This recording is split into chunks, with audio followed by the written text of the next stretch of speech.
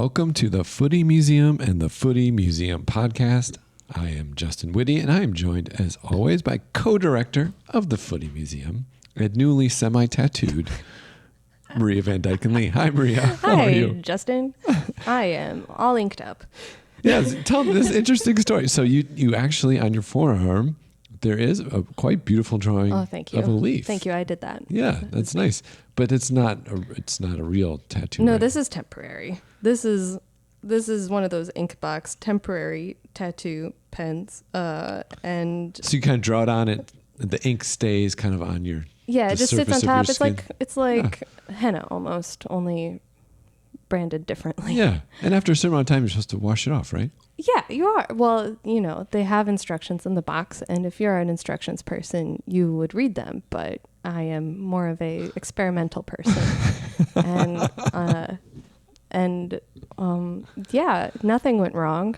Well, it looks like just above it, there's another tattoo that's kind of similar. What's that about? Oh, if you look closely, if I just pull up my sleeve, there is a shadow of the... Yes, maybe I did fall asleep, and maybe it did create a symmetrical shadow. So you made a pressing of your initial tattoo. Yes. So there's a what looks like a child's scribble above my original tattoo design. The original one looks quite nice. Oh, thank you. Considering I was one Topo Chico in, I'm proud of it. Well... Yes.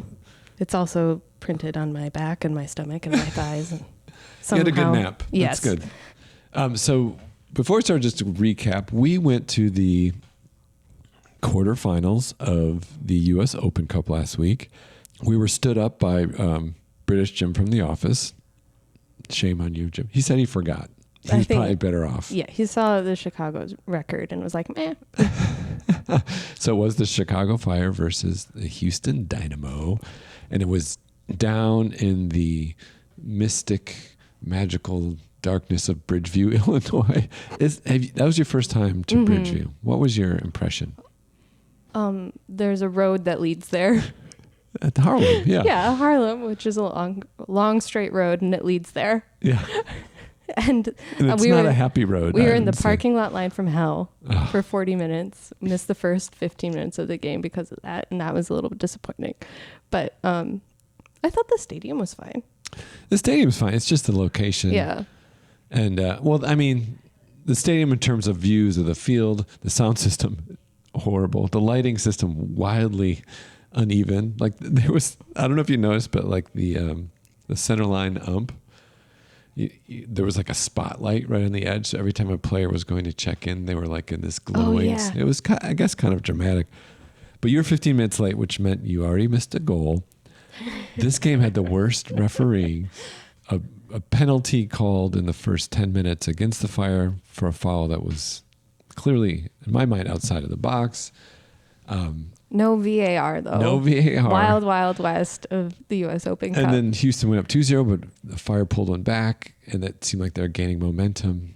And then there were two what looked like really clear penalties that should have been for the Fire. They weren't called. Houston had so many handballs. Oh, so many. And flopping. Handballs and flopping. Oh, so many dives. But we got to a point where, stuff was being thrown on the field. We had little kids taunting the refs. Yeah, just from the mouths of babes. From the mouths. Ref, you suck. Ref, you suck. A chorus of children. So then they went on to lose 4-1. It was still fun to go out. It was a nice ride.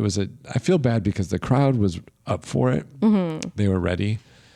And the Fire's just going to fire, and that's what they did yesterday against Columbus too, which I didn't watch the whole game, but I know it ended with a Zelarayan midfield goal over the head of our backup Richie. So I don't know. It's tough. It's tough. It's tough. I feel like the Open Cup game was really more about the ref and his desire to... It really could have gone a different way. I agree. He just had a grudge at that point against the crowd. He did not seem like a nice gentleman. No. And in that moment, you feel like you should be able to do something so they know how frustrated you are. And we were right behind the coach of Houston. Yes. Ben Olsen. And so I decided to express my dislike of the situation by criticizing his painting practice. You had very specific feedback for him. You and Olivia, both very specific insults. I think, not insults, it was banter. I would say it was friendly. It's not like we're going to hurt you or anything. Okay, yeah. It was feedback, though. It was specific feedback. Yeah. I wonder if you heard, yeah.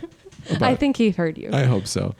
If you're listening, Ben, I'm sorry, but it was frustrating. But not all is dark in the world of MLS because the Savior has come or is coming. It is kind of the second coming. Like if Beckham was the first, like coming to MLS, this is. Well, I think this is so much bigger. This is huge. It's bigger. So much bigger. We're of course talking about Shaqiri re-signing. No, sorry. Lionel Messi has Sweet shins Shaqiri. Lionel Messi has decided to sign with the last place team of the Eastern Conference, Inter Miami, a team co-owned by David Beckham. Is there an AC Miami? I saw that too. That had to have been a joke. Yeah. But probably joining sometimes July, August. It's not clear. The effect has been insane already. There were tickets for the October Fire Miami game, field side for $50 2 weeks ago. Some of them are $6,000 now. Gosh. When I looked, it was $500, and I thought about it. This is the secondary market. Oh, and they're going to open up the whole stadium with no tickets below $175. Whoa. So the effect's already being felt. And I think he's going to bring a lot of big players with him. Mm-hmm.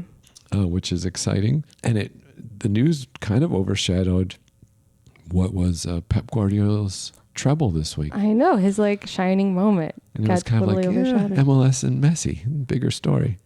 Well, yeah, it kind of is. It is kind of. I mean, who didn't expect City to win, right? No one. Everyone expected City to win. Yeah. Yeah. But now Pep can move on. He's done it all. He can move on. Leeds needs a coach. Pep, are you listening? Well, so does Miami.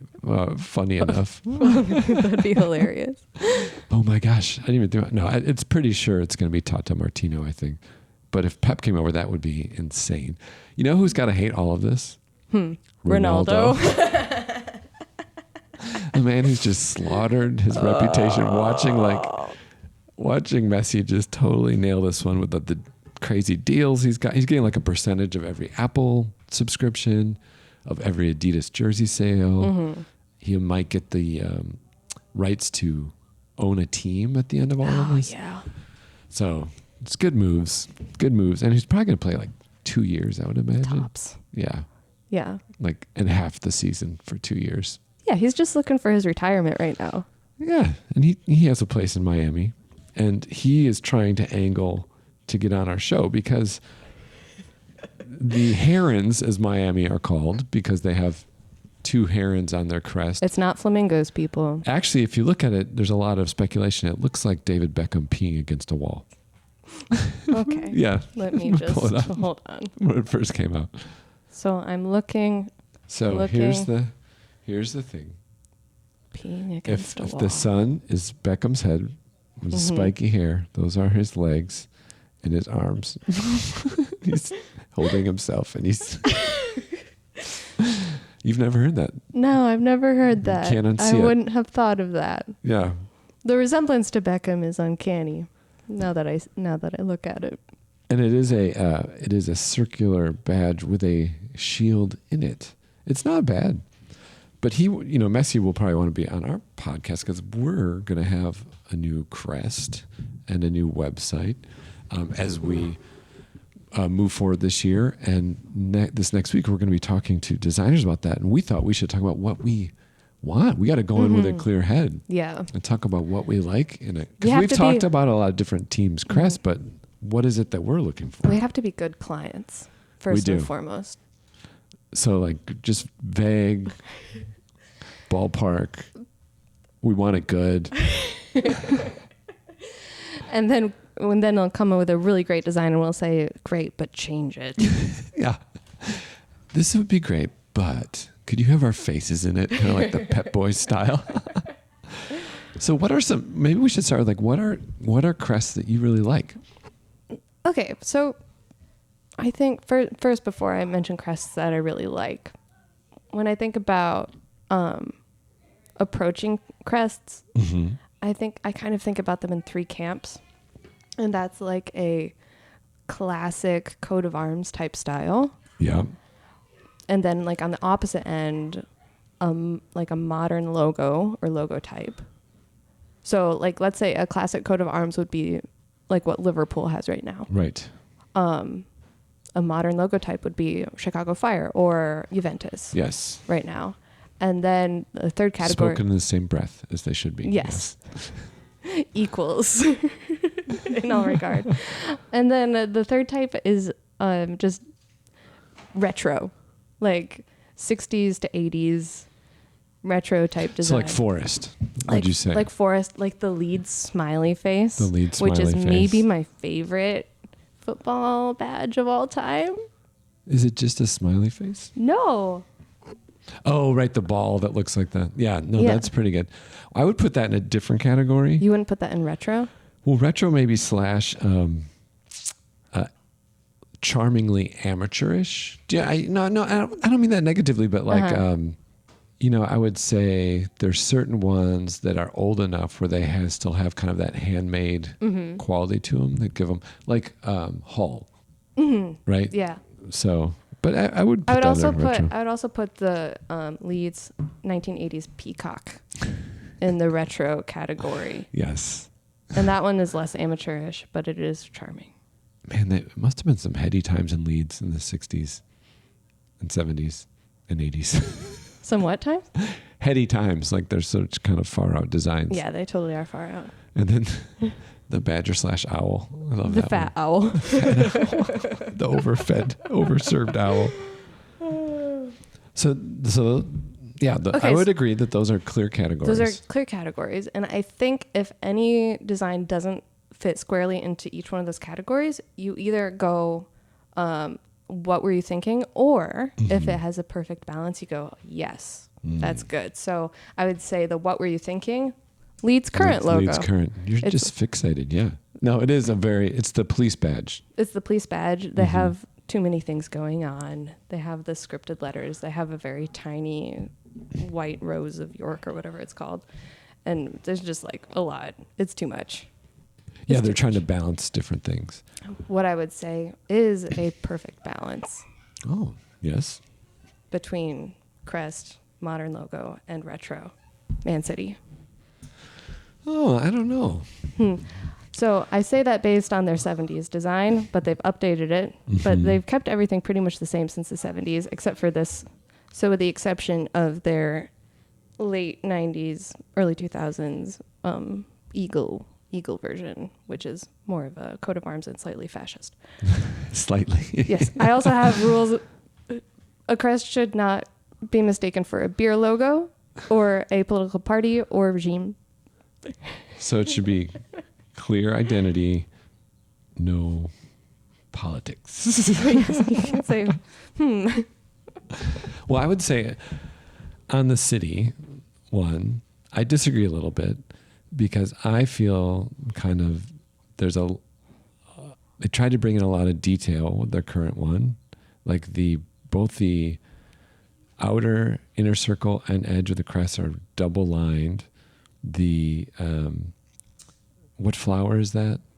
that's a red rose of something. Yeah, so that is very ornate, and then there's like a value gradation on the ship to suggest some sort of volume or form. And to me, it's a bit much. And I actually look at like the earlier versions that incorporated those elements. So you said 70, 72 or 60 when it's more graphic. I like that. So I think I lean towards the graphic. That's what I'm saying, though, is like the 70s one is in my mind a great balance. That color palette is awesome too. Have they ever drawn from that again? I do not know. It's much more kind of secondary colors. Like it's the blue is really nice, and that it's not even a red. It's like almost like a grapefruit pink. It's like a salmon. Yeah, or salmon. Yeah. If you eat living things, horrible. I don't know why naming something is Okay. Yeah. So, and I think I went to Man City on this because I think a lot of clubs, we just talked about Inter Miami, and they have the outer ring and then the inner shield. And I don't know. This seems to me, I haven't seen another club who had this type of outer ring and inner shield before the 60s, at least, that predates City. And that's what they have here. It is a nice mix. I think on the scale of those categories, I tend to lean towards more modern, crisp, and only because how identifiable it is and adaptable, and that's just kind of the aesthetic I enjoy. But I do love like a little quirky features, like when we were speaking to the guys from Florida Noise. Yeah. If you described what their logo was, it's kind of fun, wavy, vibrating lines. Yeah. I would say, I won't like that. But I really did. You know what I mean? It was like quirky and unique. And I would say that that goes, I guess, more into the retro ones, like those Leeds ones you showed, but also Hull. That's fun. But is it like, can you really use it to like brand and cover a lot of things? That's the question. I think too, when it comes to identifiability and uniqueness, we have a challenge because these clubs, because they're from a certain place and they have certain identifiers for the place, they can use symbols from those places to identify themselves as a football club. Whereas we are talking about all football clubs. That's true. And so we have to be universal. And really the only symbols we can rely on are the symbols of football itself. Like footballs. Yeah. So if you see our kind of homemade temporary one, there's a football and the M is kind of like a goal. And then it's kind of like, it's like, I can't get more clear than that.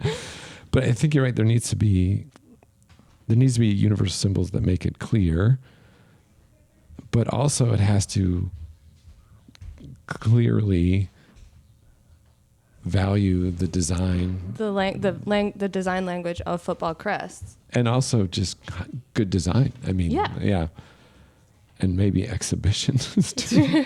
Okay. Yeah. So like, I mean, in crests there's shapes, colors, mottos, text, figures, symbols, that kind of thing, and like the universal language of these crests uses like footballs and shield shapes and interlocking letters and patterns like stripes and checkers and like quartering shields and stuff. And I feel like if we're going to be able to be identifiable as a brand that's talking about football, really all we have to rely on is those types of visual cues. Because we can't rely on like... Yeah, absolutely. You have to borrow, like clearly use things associated with that. So obviously the shape, there's only a few to choose from. So are we thinking like circular or shield or... Should we say at the same time what we prefer? Okay. Well, I think you'll know what about it. It's like, okay, 1, 2, 3, shield. I knew you were going to say circle, and I actually prefer circles too. Oh. I prefer circles too. I like them better in every single way. But I think the shield's really unique to the language of football crest. Okay. So I talk myself one way or the other, depending. And then are we looking... Are we just doing something straightforward, like this is the name and the date, and it should be clear that way, or are we open to more? Should we have a Latin motto? Maybe we should. We could have something hilarious in Latin, or that also points to like what we do, like how do you say that's like a sick fit in Latin? All right, let's go to Google Translate. Football is life. I think that's patented now. Oh, okay. We can't do that. That's a sick or outfit. Quad infirmum Vestis. We could almost do anything, right? When I think about, whenever I work with designers, they always present things I didn't even consider, right? And I think a big part of it is being open to, they may see a whole direction and path that like you weren't even thinking of, and you have to allow for that because they're drawing from a lot of experience. And so I think, we go to them and we can explain like the circle shield, but the other parameters, like we want the quote, what do we want in it? We want universal, something that's universally recognizable as football related. Do we want like literally the name spelled out, or initials, or like literally the name, the Footy Museum? Yeah, or initials, or I think the literal name, the Footy Museum, would be great. if it's just in there. If it's just in there, I like that. Don't even mess around. And then I think if we say, and then I think we just have to like provide samples of what we react to. So we've highlighted some already that we can talk about. I would include, for me, I would actually include some MLS ones because they do have some good ones. One minimal, like LA. I think Chicago's great. Chicago's is very fantastic. good. Who did I have that I liked? You know who else I like? Montreal's old one was very good. Gotham FC I like. Oh yeah, Gotham FC is very good. Also the Thorns. I love Austin's too. Yeah, Austin's is very good as well. That's a good shield example. And then obviously like Bayern is always one. The Germans have a very distinct They do have good ones. language. They do a lot Very of stark. checkers. They're good with stark, severe symbols. That's interesting. What did we write down about political affiliations again? But then I would also throw in I would also like to provide some of the quirky ones we like too, because maybe they see something. Sheffield Wednesday. I love that one. I love that one too. Yeah. That one has the quirky looking owl on the light blue. That's super hand drawn. Very nice. It's beautiful. I think that might be but like also the perfect like, example. Wolves, like because it's distinctive. Maybe that's too far. But what was the one that you had that we looked at with the animals episode? There were some. Which one? Was it the one with the elephants? Or yes, was it the elephants. That was, what was that? Coventry? All right.